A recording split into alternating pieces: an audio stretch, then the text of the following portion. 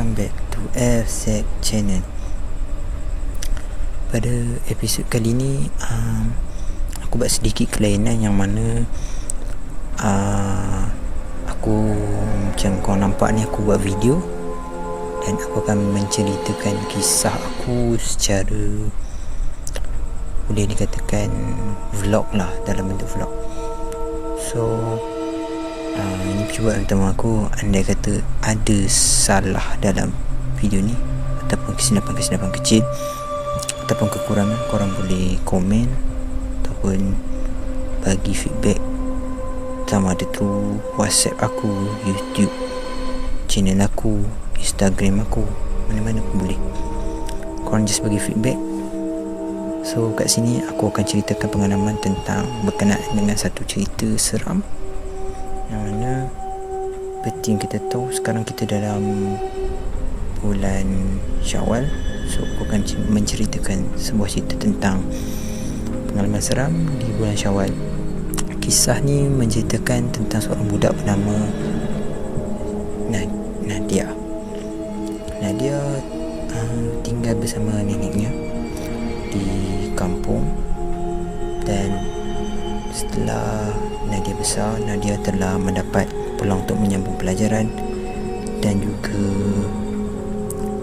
mendapat pekerjaan di ibu kota Kuala Lumpur. Untuk pengetahuan anda semua, Nadia tinggal bersama neneknya di kampung di kawasan Negeri Sembilan.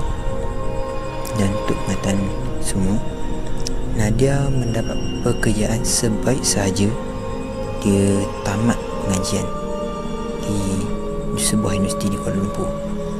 Mungkin rezekinya di situ, bahawasanya dia tidak menduga sebenarnya apa yang terjadi pada dirinya, dan pada masa yang sama dia terpaksa tinggal di ibu kota Kuala Lumpur untuk jangka masa yang lebih lama, walaupun dia kerap balik ke kampungnya untuk melihat ataupun menjenguk neneknya.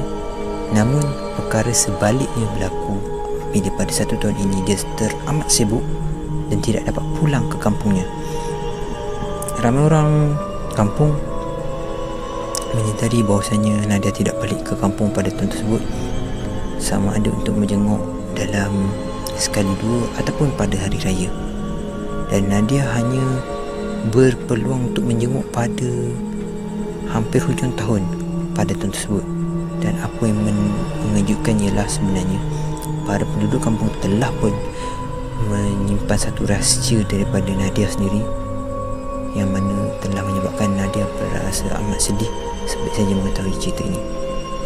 Okey, untuk dipendekkan cerita, pada tahun tersebut Nadia telah pun dinaikkan pangkat sebagai ketua ataupun manager untuk cawangan di mana tempat dia bekerja.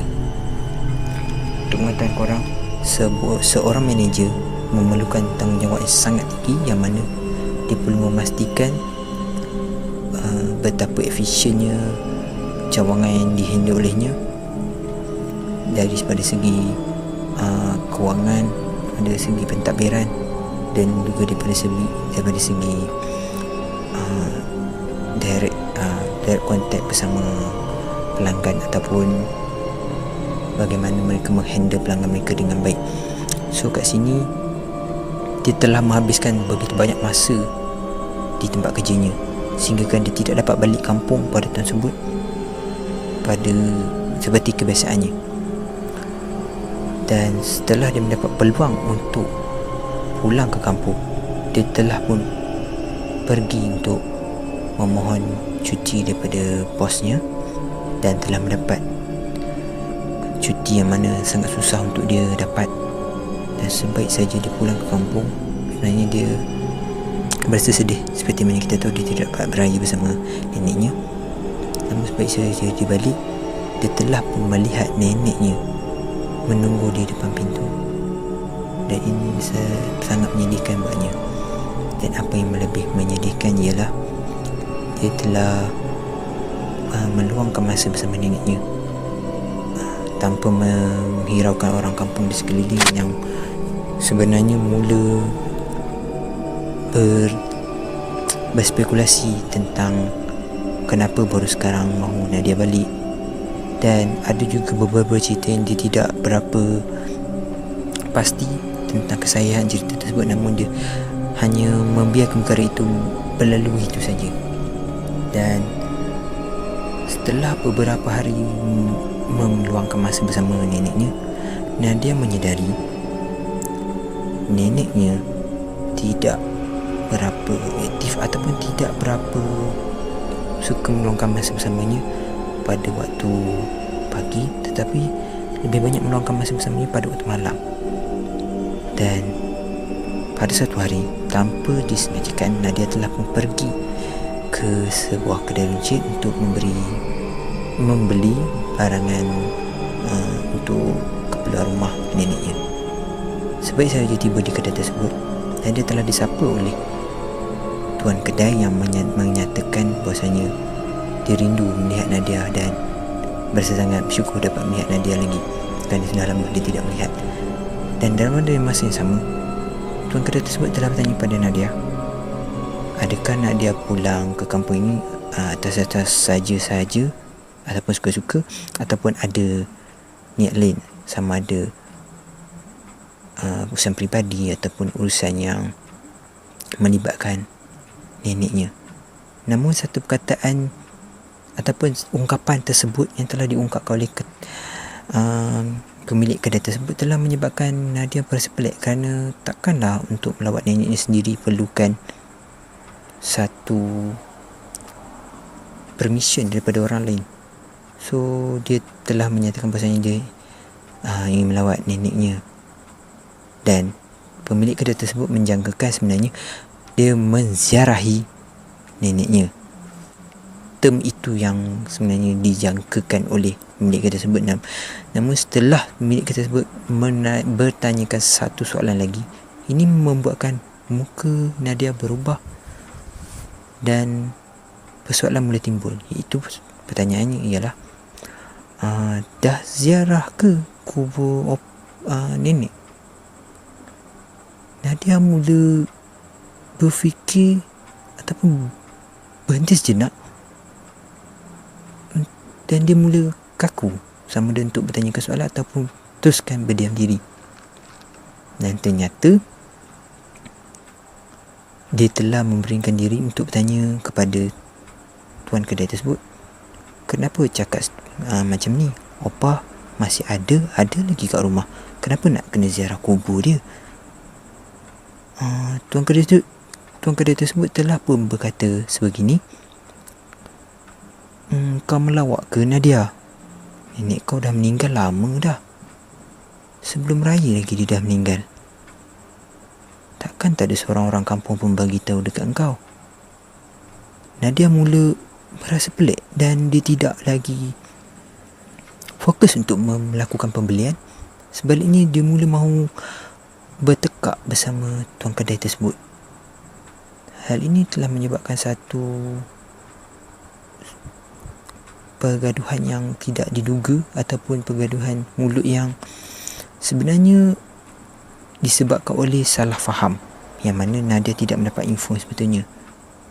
Dan tuan kedai tersebut telah menyuruh salah seorang daripada penduduk kampung untuk membawa Nadia ke kubur neneknya, yang mana sebaik saja dia telah melihat kubur tersebut, dia telah merasa sangat terkejut kerana ternyata itu memang kubur neneknya.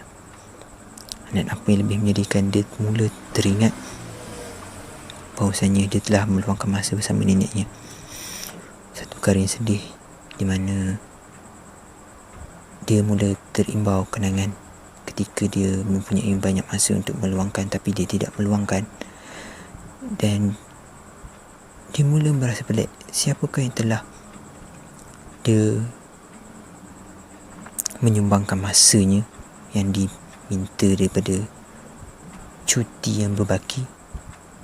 Dan setelah bertanya kepada beberapa ustaz, ternyata itu kemungkinan Korit daripada opah yang menunggunya, kerana beberapa jiran mengatakan opah sering menunggu kedatangan ataupun kehadiran Nadia untuk datang untuk menjenguknya. Ini telah menyebabkan dan dia berasa sangat sedih dan merasakan dia tidak berguna kepada neneknya, kerana dia merasakan neneknya sangat ingin melihat dirinya. Walaupun dia sudah berjaya dan kini dia telah mencapai satu tahap mana dia sangat dapat membanggakan neneknya, namun dia merasakan itu semua tidak berguna tanpa kehadiran neneknya. Okeylah, sampai situlah sajalah kisah seram kita pada kali ini. Kisah ni mungkin lebih kepada kisah yang berbau sedih dan juga kisah misteri, tidak terlalu seram, tetapi cukup untuk membuatkan adrenalin saya sendiri sebagai pencerita pasal agak sedikit seram. Okeylah, sampai situ je lah episod share seram pada kali ini. Assalamualaikum.